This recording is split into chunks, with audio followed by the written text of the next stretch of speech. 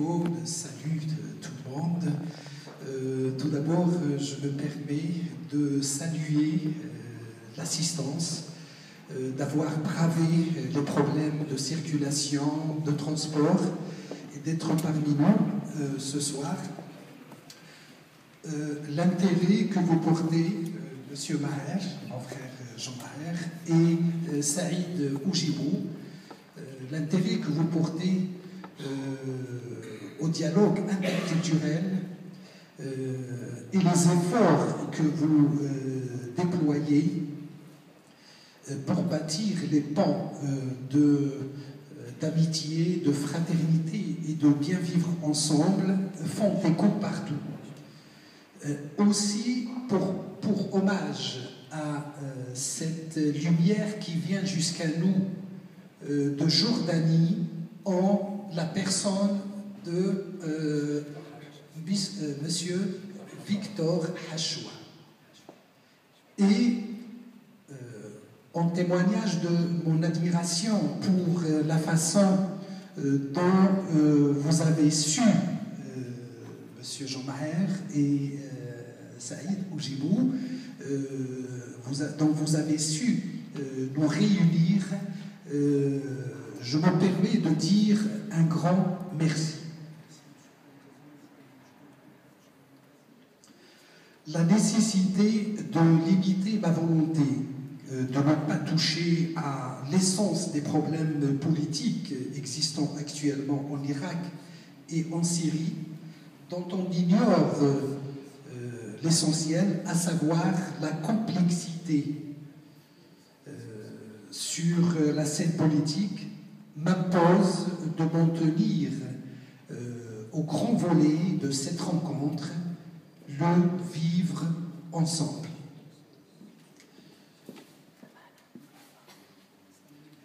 Nous partageons être descendants d'Abraham et citoyens français, et donc les mêmes valeurs républicaines et d'amour de notre pays. Et cette volonté d'assurer l'héritage spirituel de notre Père commun pour rendre le monde meilleur. Nous savons aussi que nos différences nous réunissent et nous enrichissent mutuellement.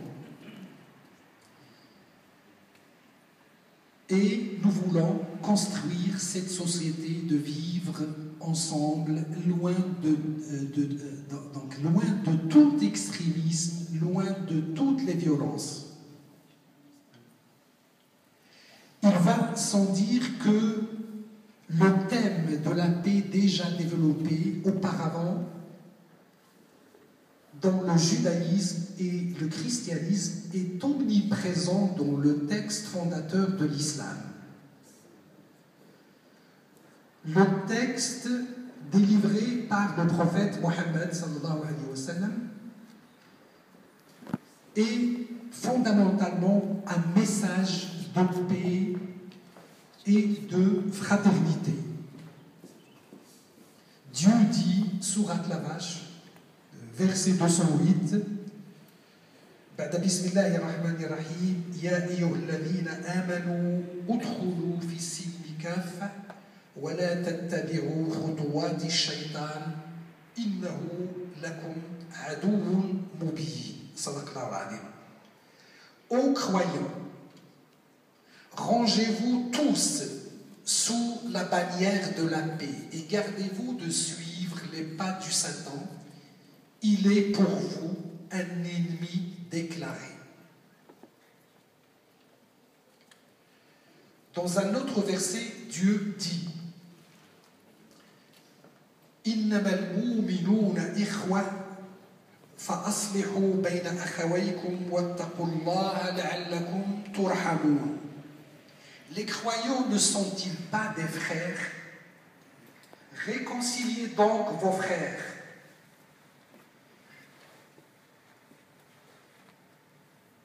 Afin de mériter sa miséricorde. Le prophète Mohammed, paix et salut sur lui, dans ses invocations, répété souvent, je témoigne que tu es le Seigneur, le seul et l'unique. Et je témoigne que les êtres humains sont tous des frères. Hadith rapporté par Zayd ibn Akram. Cela dit, il n'y a pas donc de motif raisonnable qui pousse les gens à vivre dispersés et dans la haine. Au contraire, les motifs basés sur la logique de la raison et les sentiments naturels poussent les gens à vivre ensemble et à être bons les uns envers les autres dans un monde soudé où règne la paix et la fraternité. Dieu subhanahu wa ta'ala, Dieu qu'il soit magnifié et exalté, ne ramène-t-il pas les généalogies et les races des hommes à un seul homme et une seule femme pour faire de cette matrice indispensable un lien où convergent et s'enracinent tous les liens? Dieu subhanahu wa ta'ala dit, Dieu qu'il soit exalté et magnifié, dit dans verset 13 de la sourate Al-Hujurat, la sourate des appartements, Ya ayyuhan nasu inna khalaqnakum min dhakarin wa untha wa ja'alnakum qaba'ila wa shu'uban lita'arafu inna akramakum 'indallahi atqakum. Ô vous les hommes, nous vous avons créé d'un mâle et d'une femelle, nous vous avons constitués en peuple et en tribus pour que vous vous connaissiez entre vous.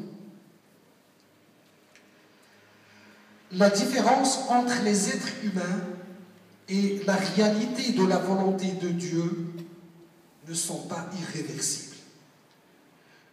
Nos différences voulues par le Seigneur font que l'autre, à savoir le non-musulman, sa dignité soit préservée. Il est vrai que nous vivons dans un monde complexe, perplexe et instable, où prévaut toutes les formes de violence, d'intégrisme, de terrorisme, de radicalisme. Mais il est vrai aussi que cette complexité est un défi auquel nous devons tous faire face. Nous croyons fermement que l'interreligieux et l'interculturel est la voie privilégiée pour réussir ce dialogue entre les cultures et les communautés. Nul ne peut se prévaloir des religions pour légitimer ces violences. Maxime, nul ne peut se prévaloir de sa propre turpitude. Des centaines, autrement dit, des milliers de nos frères et sœurs chrétiens ont été assassinés, chassés de leur foyer au nom de la religion, en Syrie, en Irak et dans d'autres points dans le monde, mais essentiellement en Syrie et en Irak. Nous partageons en ces moments, en ces mois, en ces moments, la même douleur, la même peine, mais nous savons que les mots ne peuvent traduire, que nos mots ne peuvent traduire ce que nous ressentons.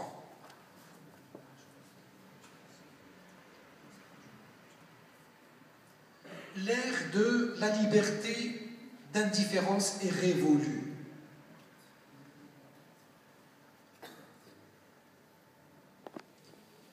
Nous savons qu'une part de responsabilité revient aux médias qui font beaucoup d'amalgames entre ce qui est religieux, et ce qui est culturel, et confondent culture et religion, ou confondent le vrai visage de l'islam et ses principes clairs depuis plus de 14 siècles, avec des idéologies et des sectes qui n'ont qu'un seul but, le pouvoir. Daesh, comme exemple, et les autres organisations terroristes. Mais nous pensons aussi qu'une part de responsabilité revient à nos savants et à nos imams qui ne font pas assez pour éclairer, pour donner le vrai visage de l'islam et réprouver tout acte visant la haine ou portant atteinte aux non-musulmans.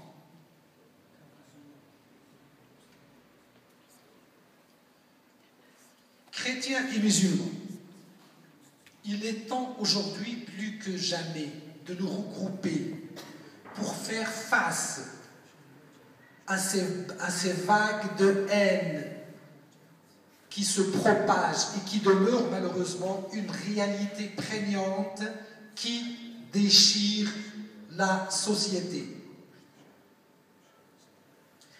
Et aussi de réfléchir plus largement sur la place du religieux pour bâtir les ponts de fraternité entre nos religions et nos cultures. La mise en place d'un discours, d'un contre-discours pour réfuter toutes les thèses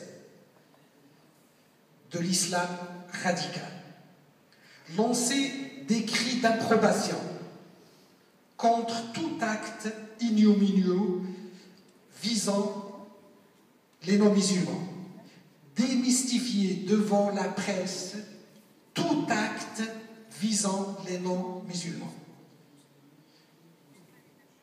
renforcer les initiatives et les opportunités d'un dialogue constructif entre musulmans, juifs, chrétiens, athées, agnostiques ou autres, qui peut mener à une meilleure compréhension et appréciation des traditions de chacun et de vivre ensemble en paix.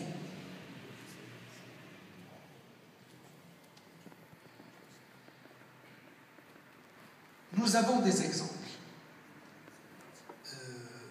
Je cite la Nostra Aetate. La Nostra Aetate, qui en 1947 a fait les premiers pas pour réunir toutes les religions.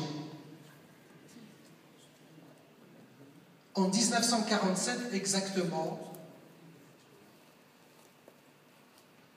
la mention évoquée pendant la liturgie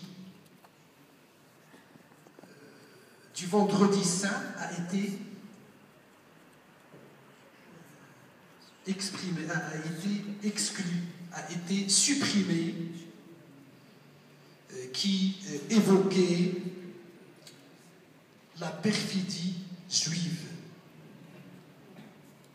Donc nous devons faire exactement, nous musulmans, pour surmonter tous ces obstacles et suivre nos amis et nos frères chrétiens.